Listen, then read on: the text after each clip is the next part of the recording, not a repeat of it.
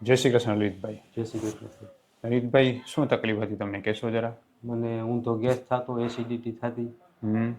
અને કેટલા વર્ષથી હતી એ તકલીફ?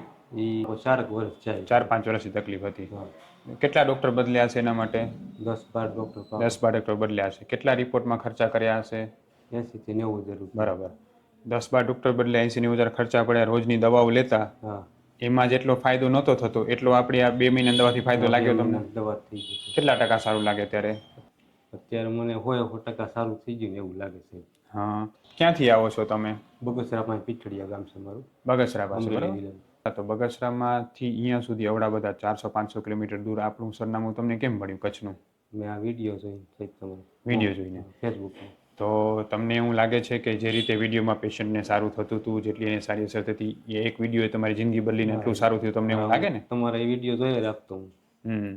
એટલો જ તમને થયું ને કે ના, એને જેટલું સારું થતું એવું જ તમને થયું એમ? હા, એવું. થોડો લાંબો ધક્કો ખાધો એ વસૂલ થયું એવું લાગે છે ને? મારો ધક્કો વસૂલ થઈ ગયો ને એવું લાગે. હા.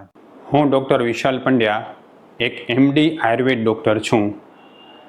મેં મારો 10 વર્ષ સુધીનો MD આયુર્વેદનો અભ્યાસ જામનગરની વિશ્વ પ્રસિદ્ધ આયુર્વેદ કોલેજમાંથી કરેલો છે. 2011થી એટલે કે છેલ્લા 13 વર્ષથી હું ગાંધીધામ કચ્છ ખાતે NABH માન્યતા પ્રાપ્ત પંચકર્મા આયુર્વેદ હોસ્પિટલ ચલાવું છું. અમે 2 રીતે સારવાર કરતા હોઈએ છીએ.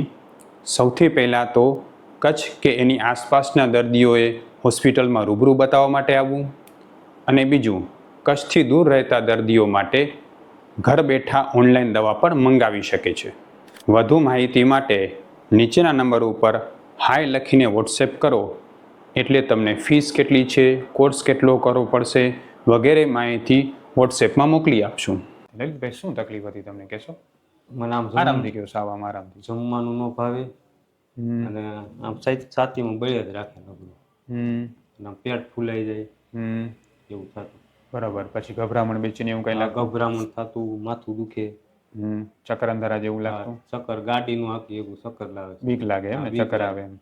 ભટકાય કે ચક્કર આવી છે તો. હા. પછી આમ વિચાર નબળા, મોરા વિચાર આવે એવું થતું? મોરાનું વિચાર આવ્યા રાખે કે હું હશે. હા.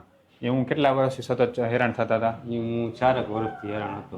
પછી આમ ખાવામાં, સુવા, ઉઠવા, બેસવા બધામાં બીક જ લાગે? બધાને બીક જ લાગે. જ્યાં જાવું હોય ને જમવા, લગ્ન પ્રસંગમાં તો હું જાઉં નહીં, બીજાને મોકલું મારા ભાઈ. હા. કેમ એવું?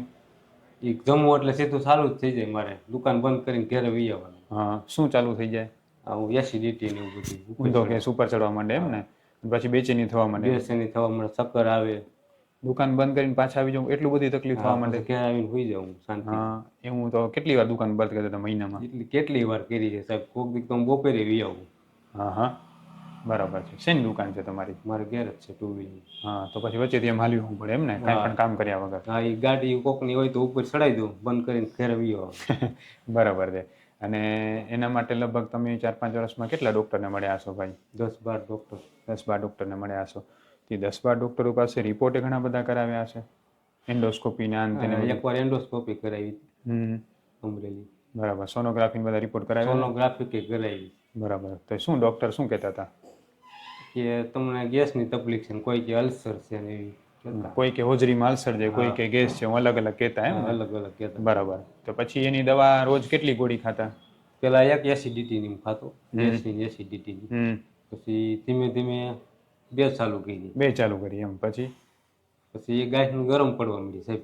એમ? રોજ 2 ગોળી ખાવી પડતી? હા, રોજ 2 ગોળી ખાવી. તો રાહત ન થાય એમ ને? રાહત ન થાય. બરાબર. કેટલી વાર અસર રહે એની, કે અસર જ ન થતી કાંઈ? કાંઈ અસર જ ન થતી એમાં. ગભરામણ થયા જ રાખે? ગભરામણ એ ચાલુ રહે તો ખાધી હોય તો કઈ અસર ન થાય. ખાધી ન ખાધી એમ લાગે ખાધી છે ગોળી. બરાબર છે.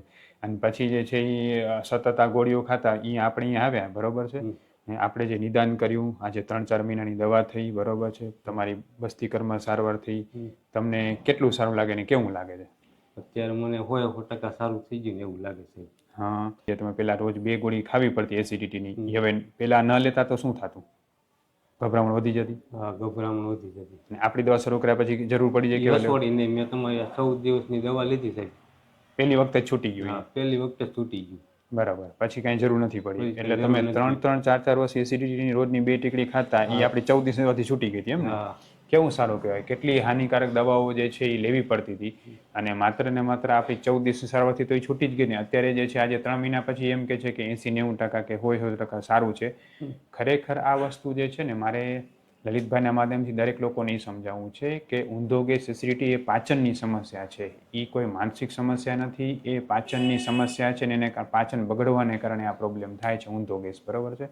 તો પછી તમે આજે આપણી દવા લેતા તો હવે તમને ખાવા પીવા બહાર જવામાં તમારું રોગ તૂટીને અત્યારે કઈ ટેન્શન જ નથી. હું અત્યારે આવ્યો બહારનું હોટલમાં જમવા પછી હા તોય કાંઈ પ્રોબ્લેમ નથી કઈ એમ ને? પ્રોબ્લેમ નથી આવ્યો. નહીંતર તો બારે જમી જ ન શકતા ક્યારેય. જમતો જ નહીં હું હસોડ બારે જમો જ નહીં એમ ને? નહીં. અને તમે જે છે એ હવેથી જેમ ઘરેથી પછી આમ જેમ ઘરે દુકાનેથી પાછું આવી જતું પડતું એવું હવે ક્યારે પડ્યું છે એવું કાંઈ? નહીં નહીં એવું કંઈ છે જ નથી. આરામથી તમે દુકાન ચલાવી શકો છો ને? હું રાત્રે 8 વાગે આવું તો ઉપાધિ ન હોય. હા નહીં તો પેલા બહુ બીક લાગતી એમ ને? પેલા વહેલા નીકળી જાઉં, અંધારું થાય નહીં પેલા. બરાબર છે. હવે એ મને લલિતભાઈ કહો કે તમે જ્યારે જે છે બીજી કોઈ દવા તમે કીધું કે તમે આયુર્વેદિક દવા પણ લીધી હતી પહેલા અમરેલીથી કે ક્યાંથી, બરાબર? તો તમે દવા લીધી હતી તમને ગરમ પડતી શું થતું એના? હા એમાં તો ગાયઠનું સાહેબ વધી ગયું હતું. દવા ગરમ પડતી એમ ને? બરાબર છે. હવે ગરમ પડતી દવા તો લલિતભાઈ તમને શું અનુભવ થતો? બળતરા થતી આમ બળતરા થાય, વરાળ ન નીકળતી પેટમાંથી એવું છે.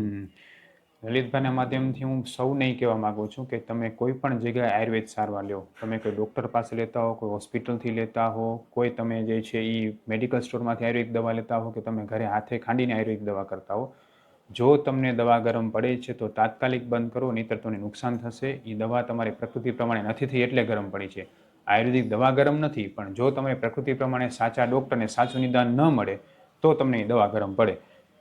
લલિતભાઈ આપણી દવા ક્યારે ગરમ પડી હજી સુધી? નહીં હસોડી ક્યારે નહીં ને? આટલા મહિના થયા ક્યારેક દવા ગરમ નથી પડી ને? નહીં નહીં. બરાબર. અને આમ બીજી કોઈ દવા તમે લો તો ગરમ પડતી, બરાબર? ગરમ પડતી. ખૂબ જ સરસ. લલિતભાઈ તમે અહીંયાની જે આપણું જે વાતાવરણ છે તમારી ટ્રીટમેન્ટથી એમાં 100% સંતોષ થયો તમને? સંતોષ. આપણે ફોન કરી તો જવાબ સારો આપે. કોઈ તકલીફ ન થતી હતી ને? બરાબર. હવે લલિતભાઈ તમે તમારા જેવા ઘણા દર્દી બિચારા હશે કે જેમને ઊંધા ગેસની સમસ્યા છે, કેટલાય ડૉક્ટરો બદલ્યા હશે, કેટલા હેરાન થતા હશે, તમે એને શું કહેવા માંગશો આપણી હોસ્પિટલ વિશે?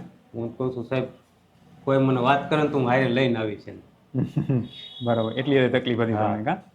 બરાબર છે. ગમે મને વાત કરે ને મને આમ થાય તો હું સાથે લઈને આવી છું. તમને ઊંધા ગેસમાં કેવું લાગ્યું એ કહો? મને બહુ સાહેબ હકીકતમાં આ આવ્યો ને તે મને સંતોષ થયો.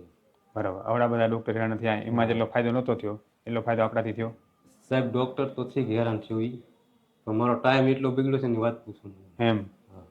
હા હા હા. અહીંયા આવેલી ટાઈમ દુકાન બંધ કરીને ત્યાંનો ત્યાં ફૂટતો છે દવા લેવા. ઓહો, બહુ તકલીફ થતી કા? અને જુનાગઢે જ એવું. ઓહો, બરાબર. આપણી તો ખાલી 2 ધક્કા થયા કા? અને આયુર્વેદિક વાળા કરતા હોય ને ગામડામાં ત્યાં ન્યાય હું જીવો છે ત્યાં વાત બધી જી આવે એમ ને? બધી એવડી બધી જગ્યાએ ફર્યા તો આપણે જેટલો ફાયદો ક્યાંય નથી. કોઈ આવડી ડબ્બી છે, કોઈ આવડી છે. ખૂબ ખૂબ ધન્યવાદ. જય શ્રી કૃષ્ણ લલિતભાઈ.